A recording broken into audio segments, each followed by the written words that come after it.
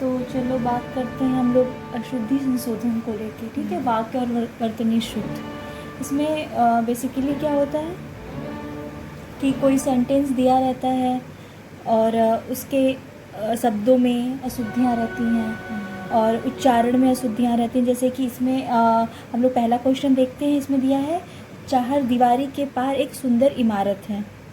तो इसमें अशुद्धि क्या है? चार दीवारी के पार जो लिखा है, ठीक है, पार नहीं होना चाहिए। चार दीवारी के पार एक सुंदर इमारत है, इसमें शुद्ध शब्द क्या है? इसमें शुद्ध शब्द को हमको छांटना है। यह कार्य अत्यंत महत्वपूर्ण है। तो इसमें सबसे अशुद्ध क्या है?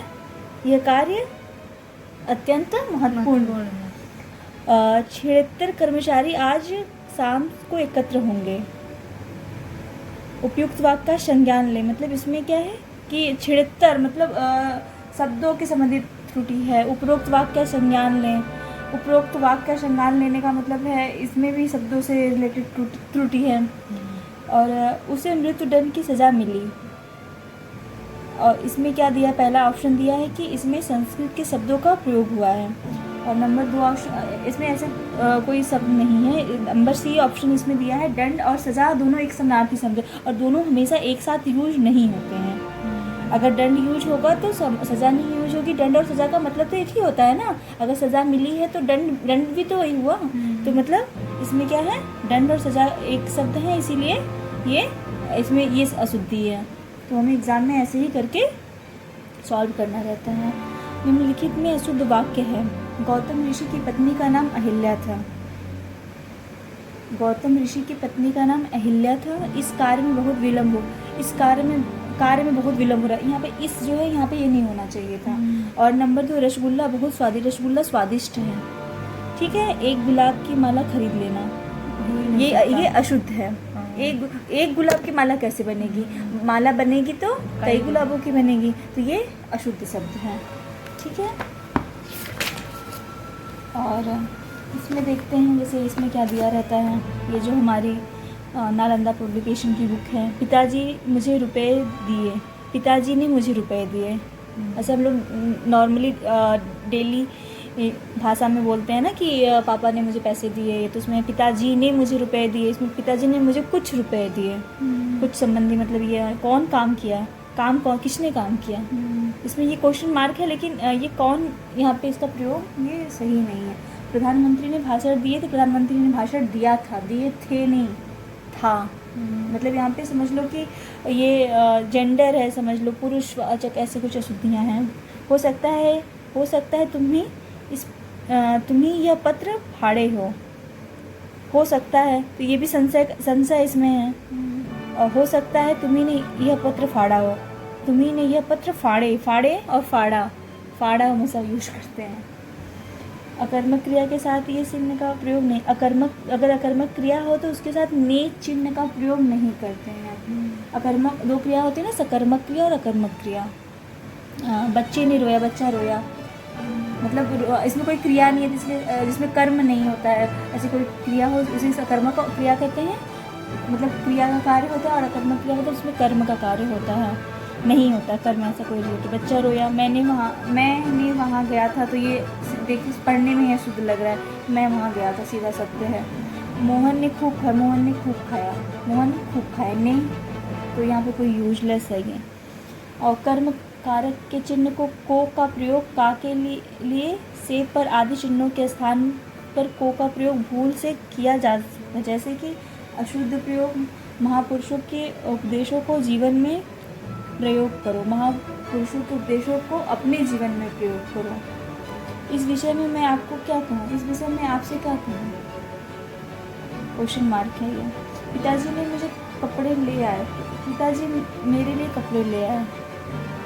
पढ़ने में ये शुद्धि पता चल जाती है। सालू को ज़्यादा पता चलता परीक्षा में सम्मिलित होने की इच्छा नहीं है, सालू की परीक्षा में सम्मिलित होने की इच्छा नहीं।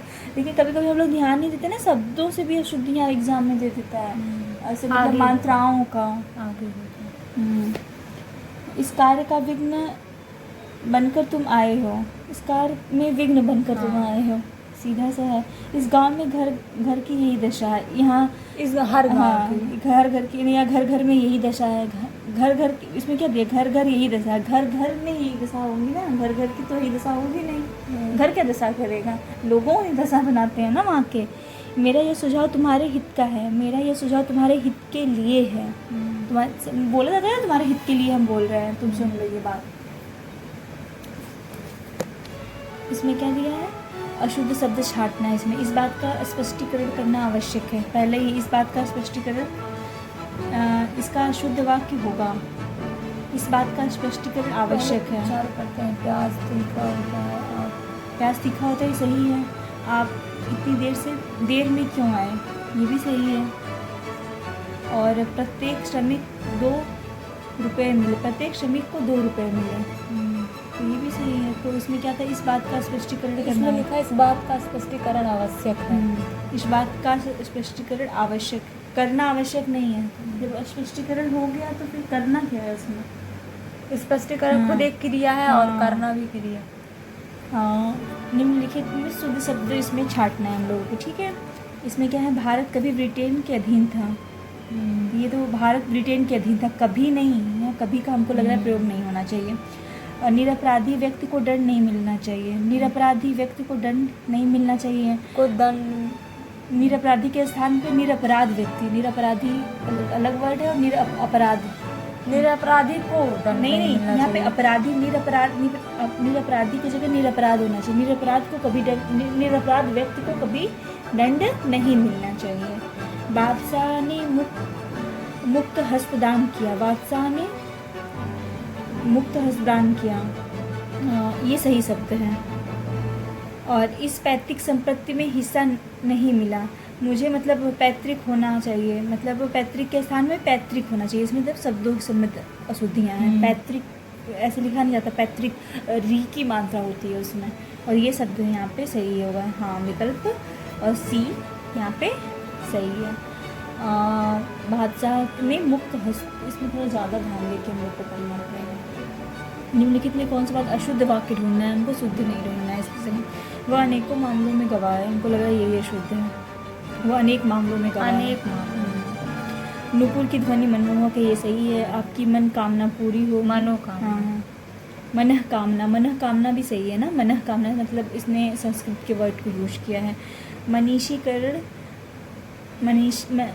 मनीषीगढ़, मेरी बात ध्यान, जो महर्षिगढ़ होते हैं इसमें संस्कृत का यूज हुआ है। विकल्प इसमें सही दिया है, विकल्प ए शुद्ध है। इस वाक्य में अनेकों के स्थान पे अनेक होना चाहिए, ठीक है। और स्वयं बहुवचन का द्योतक है। इसमें नेक्स्ट वर्ड क्या है, सांसारिक समस्याओं, इसमें शुद्ध हम लोग को छांटना है, ठीक है। सांसारिक समस्याओं में फंसे हैं, ठीक है। निरपराध व्यक्ति को दंड क्यों मिले, निरपराध सही है यहाँ पे, निरपराध देखो है वो। हिंदी देवनागरी लिपि में लिखी जाती है, ठीक है। आध्यात्मिक दुख सही, इसमें क्या ढूंढूं, शुद्ध हिंदी भाषा, तो इसमें शुद्ध तो यही हो गया ना, ये भी तो आया था। तो ये सारे अशुद्ध हैं। हिंदी देवनागरी लिपि में लिखी जाती है, तो इसका विकल्प होना चाहिए, मतलब पहले का होना चाहिए संसारिक के स्थान पे सांसारिक होना चाहिए, संसारिक है वो। और लिपि के मात्रा, स्थान पे लिपि है। हाँ मात्रा संबंधी अशुद्धि है, और लिपि के स्थान पे लिपि है वो। और शी में, और डी में क्या है, डी में अत्यधिक के स्थान पे अत्यधिक होता है। ये वर्ड अक्सर हम गलत कर देते हैं, अत्यधिक पढ़ते हैं हम लोग, और होता क्या है अत्यधिक। निम्नलिखित में से एक वाक्य शुद्ध है, शुद्ध वाक्य उनको चुनना है, ठीक है। चरखा काटना चाहिए, ठीक है, चरखा काटना चाहिए। उसने मुक्त हस्त धन लुटाया। हमारे यहाँ तरुण नवयुवकों की शिक्षा अच्छा प्रबंध है, शिक्षा का अच्छा प्रबंध है, शिक्षा का प्रबंध है, ये हमको लग रहा है ये अच्छा जो लिखा है। मुझसे ये काम संभव नहीं है, तो मतलब शुद्ध शब्द यही है, बाकी सारे अशुद्ध हैं। कैसे कि चरखा काटना चाहिए, नंबर डी विकल्प शुद्ध वाक्य है, ठीक है, सही है। शेष वाक्य अशुद्ध है, चरखा काटा नहीं जाता बल्कि चरखा चलाया जाता है, हमें चरखा चलाना चाहिए, ये बात ध्यान देनी चाहिए हम लोगों को। चरखा काटा नहीं देना चाहिए और चरखा चलाया जाना चाहिए, सूत काटा जाता है। हाँ, विकल्प बी में जैसे हम लोग कहते हैं ना आटा पिसवाने जाना है, लेकिन पिसवाने तो गेहूँ जाते हैं ना, आटा तो गेहूँ के पीसने के बाद मिलता है हमें। प्रयुक्त से वाक्य उचित नहीं, क्यों इसमें दूसरे में क्या है, विकल्प बी में से मुझे मुक्त हस्त धन लुटाना, या से का उपयोग नहीं होना चाहिए। मुझे मुक्त हस्त का अर्थ होता है मुक्त हस्त होकर होता है, अशुद्ध वाक्य होगा इसके। मुक्त हस्त धन लुटाया, उसने मुक्त हस्त धन लुटाया, यहाँ पे से का प्रयोग गलत है। इसी प्रकार विकल्प सी में तरुण का प्रयोग अनुचित है और तरुण अशुद्ध शब्द है। इसका शुद्ध शब्द तरुण है जिसका अर्थ नवयुवक होता है। तरुण का नवयुवक दोनों समानार्थी शब्द हैं। तरुण का प्रयोग अनुचित होता है। शुद्ध वाक्य होगा हमारे यहाँ नवयुवकों की शिक्षा का अच्छा प्रबंध है, ये सही वाक्य है। इसमें शुद्ध वाक्य ढूंढना, राम और श्याम संबंधी चर्चा, राम और श्याम से संबंध चर्चा, राम और श्याम विषयक चर्चा, राम और श्याम से संबंधित चर्चा, राम और श्याम से संबंधित संबंध चर्चा, जहाँ तक मुझे ये लग रहा है। देखते हैं आंसर क्या दिया है। इसमें दिया है कि संबंधित शब्द वाक्य श्याम से संबंधित, राम शब्द संबंधित शब्द श्याम से संबंधित है, राम से नहीं। राम और श्याम से संबंध चर्चा, और अतः राम संबंधी और श्याम संबंधी चर्चा यह अर्थ संबंधी शब्द न देकर केवल श्याम से ही संबंध अर्थ होता है। अतः विकल्प बी शुद्ध वाक्य है, ठीक है। और इसमें क्या दिया है, यहाँ मीठे पानी का एक कुआं है। अच्छा, एक कुएं में कितने पैसे होते हैं, 1 रुपये में कितने पैसे होते हैं, 1 रुपये में कितने पैसे होते हैं, ये हमको शुद्ध वाक्य लग रहा है। आज रेणु देवी का व्याख्यान होगा। अच्छा, और नंबर 2 साधु को भिक्षा दो। आज रेणु देवी का व्याख्यान होगा, ये सही शब्द है। से व्याख्यान होगा, यहाँ मीठे पानी का एक कुआं है। कुआं को मात्रा संबंधी शुद्धि है। और 1 रुपये में कितने पैसे होते हैं, 1 रुपये में कितने पैसे होते हैं, क्योंकि यहाँ पे सवाल पूछा गया है, तो सवाल अगर पूछा जाता है तो लास्ट में क्वेश्चन मार्क लगाया जाता है। क्वेश्चन मार्क, और रुपये कई रुपये होते हैं, रुपया एक रुपया, हाँ, रुपया संबंधित शुद्धि है, और क्वेश्चन मार्क भी नहीं लगाया हुआ है। और आज रेणुका देवी का व्याख्यान होगा, ये सही है। साधु को भिक्षा दो, साधु में ऊ की मात्रा गलत है। ये बहुत मेजर पॉइंट्स हैं जो हम लोग गलत कर देते हैं। हम लोग को पता है कैसे लिखा है, लेकिन ध्यान नहीं देते हैं। पढ़ा तो हमने सही है, साधु को भिक्षा दो, बाकी सारे शब्द इसके सही थे, ठीक है। नेक्स्ट क्वेश्चन पे आते हैं। नौकर आटा पिसवाने गया है, ठीक है। आटा पिसवाने जाता है, क्योंकि अभी हमने चर्चा किया है। हाँ, इसमें अशुद्ध शब्द का चयन करना है। एक गुलाब वहाँ पे था, एक गुलाब के फूल की माला ले आओ। एक गुलाब के फूल की माला, हाँ, एक गुलाब के फूल की माला तो बनेगी नहीं, ये भी अशुद्ध हो गया।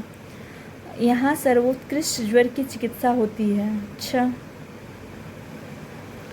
ज्वर सर्वोत्कृष्ट, परमात्मा के अनेक नाम हैं, परमात्मा के अनेकों नाम हैं, अनेकों होगा। हम लोग सी ऑप्शन सही, डी ऑप्शन सही है। सी में क्या शुद्धि है, सी में है शुद्ध वाक्य होगा ज्वर की सर्वोत्कृष्ट चिकित्सा होती है।